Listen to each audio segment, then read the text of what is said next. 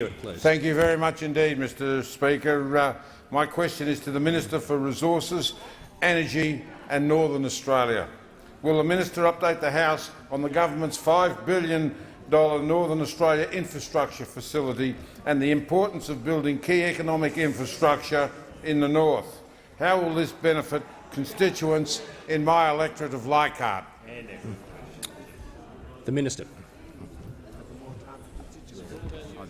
Thank you, Mr Speaker. Can I thank the member for Leichhardt for his question, acknowledge his passionate support for his electorate, his instrumental role together with Senator McDonald in developing the Northern Australia White Paper and the warm embrace he gave me recently when I visited his electorate, which ended up on the front page of the Cairns Post.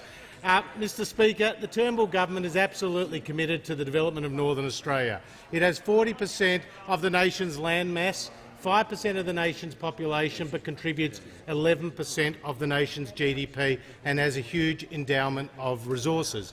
But what it needs more of is key economic infrastructure across water, communication, transport and energy. And that is why the government recently released at the fantastic Northern Australia Investment Forum organised by the member for Goldstein the eligibility criteria for our $5 billion concessional loan North Australia Infrastructure Facility. Now, the key criteria is that this needs to support economic infrastructure with a public benefit which has multiple users. This is not about crowding out the private sector. It's about a partnership with the private sector and with state and territory governments. And the Commonwealth will commit up to 50% of the project's debt, and there will be commercial disciplines imposed on the loan recipients, because this will be patient capital provided by the federal government leveraging off its balance sheet. And it's on top of the $1.2 billion worth of initiatives that were contained in the White Paper.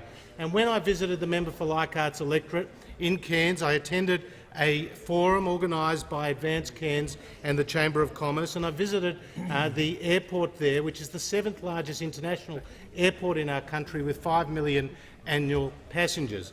And I discussed with the operators a potential upgrade to that airport of up to $1 billion to create an aviation enterprise precinct which brings together engineering, freight, logistic and aeronautical services.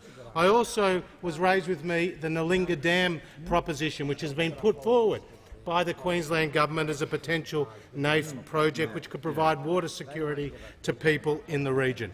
Mr Speaker, the development of Northern Australia is absolutely critical to this country's prosperity.